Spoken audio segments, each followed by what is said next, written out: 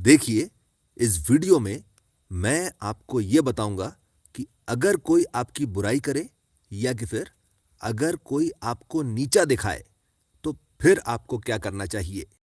अब देखिए, सबसे पहली चीज तो आप ये समझिए कि आचार्य चाणक्य कहते हैं कि दुष्ट व्यक्ति जो होता है वो अपनी बड़ी से बड़ी बुराई देखकर भी नहीं देखता, पर दूसरों की छोटी से छोटी कमी ढूंढने के लिए वो माइक्रोस्कोप लेकर आ जाता है। देखिए, होता असल में यह है कि हम में से ज्यादातर लोगों का सामना इस तरह के लोगों से होता ही रहता है, पर क्योंकि हम लोग इस तरह के लोगों से डील करना नहीं जानते, हम इस तरह के लोगों से मिलने का कोई फायदा नहीं उठा पाते, हमेशा केवल और केवल नुकसान उठाकर ही बाहर आते हैं। और इसीलिए इस चीज को सीखना बहुत ही ज्यादा जरूरी हो जाता है कि वो लोग जो हमारी बुराई करते हैं या कि फिर वो लोग जो हमें नीचा दिखाते हैं, उनसे किस तरह से डील करना चाहिए। सबसे पहला स्टेप, जब भी कभी कोई आपकी बुराई करे, कभी भी आपको अपना बचाव नहीं करना चाहिए। यानी उस कमी की या कि फिर उस बुराई के होने की चाहे कितनी भी जायज वजह, कितना भी वैलिड रीजन क्यों ना हो, बोलना नहीं चाहिए, चुप रहना चाहिए। दूसरा स्टेप, सामने वाला जब आपकी बुराई करे और वो बुराई चाहे कितनी भी गलत क्यों ना हो और आप चाहे उसको उसी वक्त कुचल कर रख देने की क्षमता क्यों ना रखते हो, पलट कर जवाब नहीं देना चाहिए, चुपचाप सुनते रहना चाहिए। तीसरा स्टेप, सामने वाला जब आपकी बुराई करे तो आप उससे उसका कारण जरूर पूछिए। यानी सामने वाले ने जब आपकी बुराई करी तो आप उससे यह बात जरूर पूछिए कि मेरी किन बातों से या किन वजहों से आपको ऐसा लगा कि मेरे अंदर ये कमी या बुराइयां हैं। अब आ जाइए चौथे स्टेप पर।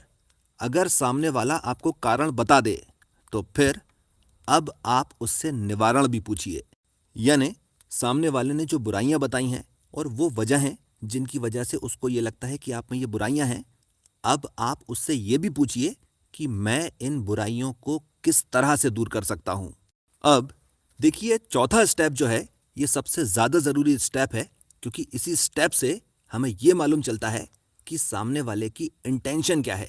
क्या सामने वाला हमें नीचा दिखाना चाहता है या कि फिर वो हमें एक बेहतर इंसान बनाना चाहता है। अगर सामने वाले की इंटेंशन सही है और वो हमें सही उदाहरण और सही निवारण दे रहा है, तब तो वो जो कुछ भी कह रहा है हम उसको फॉलो भी करेंगे और उसको धन्यवाद भी देंगे। पर अगर ऐसा नहीं है तो फिर असल में यह किया जाता है कि सामने वाले को नीचा दिखाया जाता है, अच्छी तरह से नीचा दिखाया जाता है, और इस तरह से नीचा दिखाया जाता है कि फिर सामने वाला इस तरह की हिम्मत करे ही नहीं।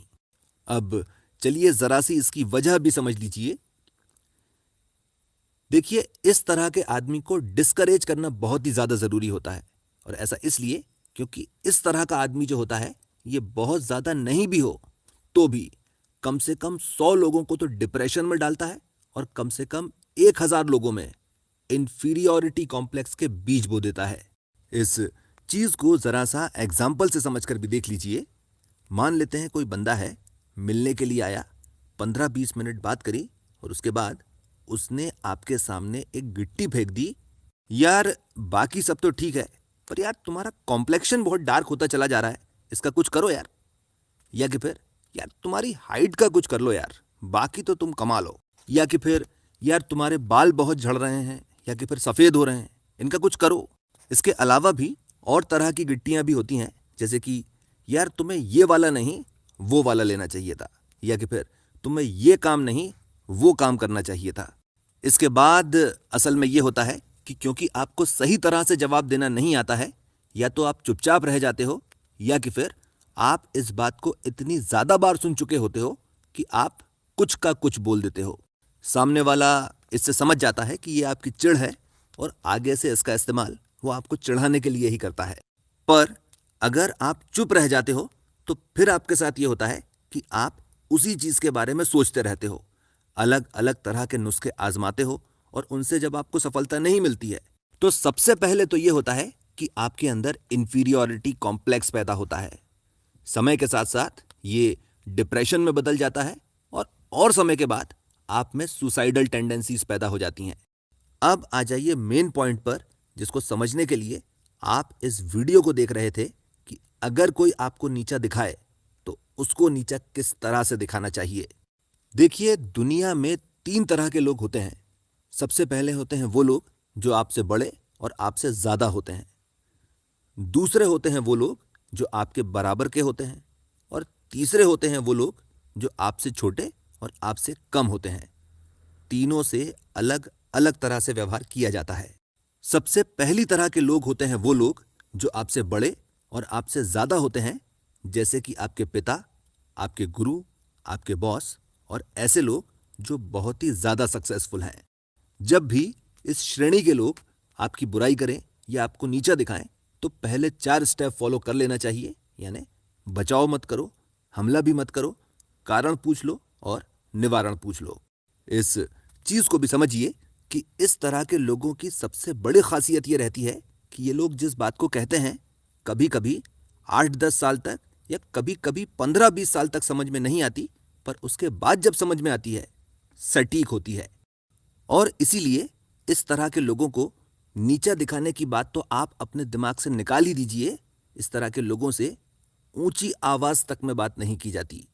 अब आ जाइए दूसरी कैटेगरी पर, और इसमें है वो लोग जो हमारी बराबरी के हैं, यानी हमारी जान पहचान वाले, हमारे कलीग्स और हमारे रिश्तेदार। जब भी इस कैटेगरी के लोग आपकी बुराई करें या आपको नीचा दिखाएं तो आप पहले 4 स्टेप फॉलो कर लीजिए। इंटेंशन समझने की कोशिश करिए और अगर आपको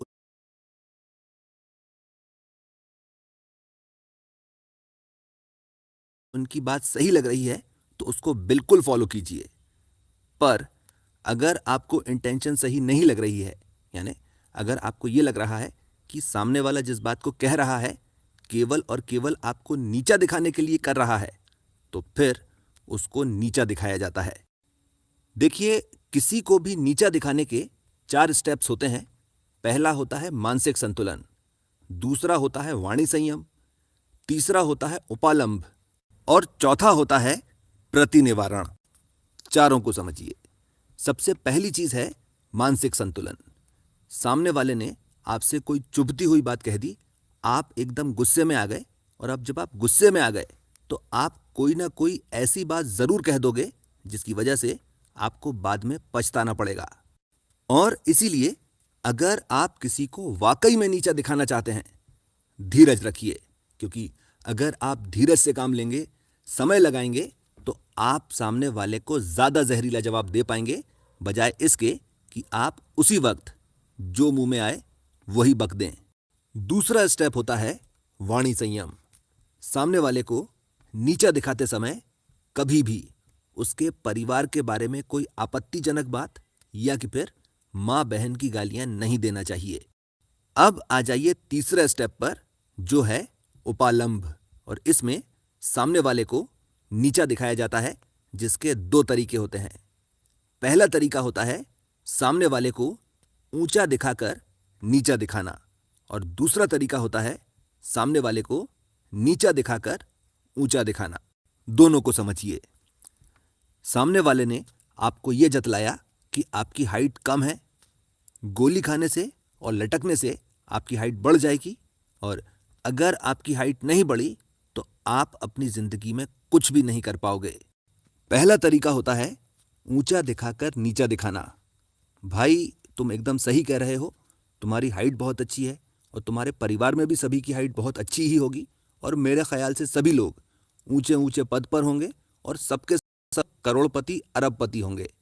तुम और तुम्हारे परिवार के लोगों को जिंदगी में आगे बढ़ने के लिए किसी काबिलियत और किसी मेहनत की जरूरत नहीं पड़ती होगी। जहां कहीं भी तुम लोग जाते होगे वहां पे लोग इंची टेप लेकर खड़े होते होंगे, तुम्हारी हाइट नापते होंगे और उसके बाद तुम्हें अपने सिर आंखों पर बिठा लिया करते होंगे। दूसरा तरीका होता है नीचा दिखाकर ऊंचा दिखाना। भाई, तुम एकदम सही बात कह रहे हो, और तुम्हारी यही बात मुझे सबसे अच्छी लगती है कि तुम पूरे विश्व को ही अपना परिवार मानते हो, एकदम वसुधैव कुटुंबकम मानकर चलते हो। इसकी हाइट कम है, उसका रंग दबा हुआ है, उसके बाल झड़ रहे हैं, उसके बाल सफेद हो गए। तुम सभी लोगों का बहुत ज्यादा ध्यान रखते हो और इस बात का भी ध्यान रखते हो कि उनको इन परेशानियों से किस तरह से निकलना चाहिए। पर भाई, इतनी मेहनत और इतनी रिसर्च तुम अगर केवल अपने आप को बेहतर बनाने में लगा दो तो ज्यादा कुछ नहीं भी तो भी कम से कम स्वामी विवेकानंद जितने ज्ञानी तो हो ही जाओगे। चौथा और आखिरी तरीका होता है प्रति निवारण, और इसमें सामने वाले ने जो निवारण दिया हुआ होता है उसको काट दिया जाता है। यानी अगर ऐसा करने से वाकई में वैसा ही होता है तो तुमने खुद ने ऐसा क्यों नहीं कर लिया। अब आ जाइए तीसरी तरह के लोगों पर, वो लोग जो आपसे छोटे या कम होते हैं। सवाल उठता है कि ऐसा हो भी कैसे सकता है कि कोई बंदा जो आपसे छोटा है या कम है वो आपको नीचा दिखाने की कोशिश करे। देखिए, होता असल में यह है कि ज्यादातर लोग अपनी जिंदगी में कुछ वर्थ वाइल अचीव नहीं कर पाते, जिसकी वजह से उनमें सेंस ऑफ फुलफिलमेंट नहीं हो पाता। तो इस तरह के लोग ऐसा करते हैं कि इस सेंस ऑफ फुलफिलमेंट को अचीव करने के लिए दूसरों को नीचा दिखाते हैं। और आप इस चीज को ऐसे समझकर देख लीजिए कि ये लोग जिस चीज में आपकी बुराई कर रहे हैं या कमी निकाल रहे हैं, अगर आप उसी चीज में बहुत अच्छे हो जाएं, यानी अगर कोई आपसे कहता है कि आप मोटे हैं, आपको एक्सरसाइज करना चाहिए, और साल भर के बाद अगर आप टाइगर श्रॉफ जैसी बॉडी बनाकर खड़े हो जाएं, तो आप देख लीजिए कि इनका व्यवहार जो है और भी ज्यादा खराब हो जाएगा। और इस तरह के लोगों के साथ असल में यह किया जाता है कि पहला, दूसरा, तीसरा और चौथा स्टेप फॉलो करने के बाद अति प्रश्न किए जाते हैं। 5 बार वाई पूछिए, 5 बार हाउ, और दूध का दूध और पानी का पानी हो जाता है। इस चीज को भी समझिए कि भले ही चाहे आप सामने वाले को 2 मिनट में उसकी औकात दिखा सकते हो, फिर भी सामने वाले को कभी भी उसकी औकात नहीं दिखाना चाहिए, केवल आईना दिखाकर चुप हो जाना चाहिए। इस चीज को भी समझिए कि ये अति प्रश्न की टेक्निक जो होती है, यानी 5 बार वाई पूछिए और 5 बार हाउ, इससे छान कर जब कोई बात कही जाती है तो वो बात उस तरह की होती है जिसकी कोई काट नहीं होती। और इसीलिए जितने भी वीडियोस मैं बनाता हूं, इसी टेक्निक का इस्तेमाल कर कर बनाता हूं। एक चीज चलिए और भी बता देता हूं। देखिए, किसी की भी बुराई करने से पहले या कमियां निकालने से पहले आप सबसे पहले अपने आप से 2 सवाल पूछिए। पहला सवाल ये, क्या मुझ में खुद में ये कमियां हैं? और दूसरा सवाल ये है कि सामने वाले में जो बुराइयां हैं या कमियां हैं, इससे मुझे क्या नुकसान हो रहा है। देखिए, एज अ मैनेजर मैंने काफ़ी लंबे समय तक काम किया है, और मेरे जो सबॉर्डिनेट्स थे, मैं उनको उनकी कमियां बताता था, कारण भी बताता था और निवारण भी बताता था, पर ये तीनों काम मैं केवल उन्हीं चीज़ों के लिए करता था जिनकी वजह से मेरी ओवरऑल प्रोडक्टिविटी अफेक्ट हो रही होती थी। इसके अलावा मैंने उनकी किसी भी कमी और किसी भी बुराई से कभी भी कोई मतलब नहीं रखा। भाई, तुम जानो, तुम्हारा काम जाने, तुम्हारी जिंदगी है, जैसे जीना चाहो वैसे जियो। और आप इस नियम को बिल्कुल ऐसे का ऐसे अपने जीवन में उतार लीजिए। सामने वाला क्या कर रहा है, क्यों कर रहा है, उसे क्या करना चाहिए, क्या नहीं करना चाहिए, ये सब सोचना आपका काम नहीं है। आप केवल अपने काम से काम रखिए। इस नियम का कुल मिलाकर एक एक्सेप्शन जो होता है उसको भी जान लीजिए। देखिए, माता पिता, भाई बहन, पत्नी, संतान और मित्र, इन 7 लोगों में अगर कोई कमी हो, कोई बुराई हो, या कि फिर अगर ये लोग कोई गलती करें, बिना इस बात की चिंता किए हुए कि इनको अच्छा लगेगा या बुरा लगेगा, इनको इनकी कमियां, बुराइयां और गलतियां बताते रहना चाहिए। इस चीज को भी समझिए कि जब भी इन लोगों को इनकी कमियां बताई जाती हैं तो कभी भी सेकंड पर्सन सिंगुलर का इस्तेमाल नहीं किया जाता, हमेशा फर्स्ट पर्सन प्लूरल का इस्तेमाल किया जाता है। यानी इन लोगों से बात करते समय यह बात कभी भी नहीं कही जाती कि तुम ये काम गलत कर रहे हो और तुम में ये कमी है। हमेशा ये कहा जाता है कि हम लोग ये काम गलत कर रहे हैं और हम में ये कमी है। आखिरी चीज, और देखिए, सामने वाला जब कभी भी आपकी बुराई करे, और चाहे वो कितना भी गलत क्यों ना हो, आप उसकी बात पर बहुत गहराई के साथ विचार जरूर कीजिए। इसके साथ मैं अपनी बात खत्म करता हूं। आपने मुझे इतना समय दिया, थैंक यू वेरी मच।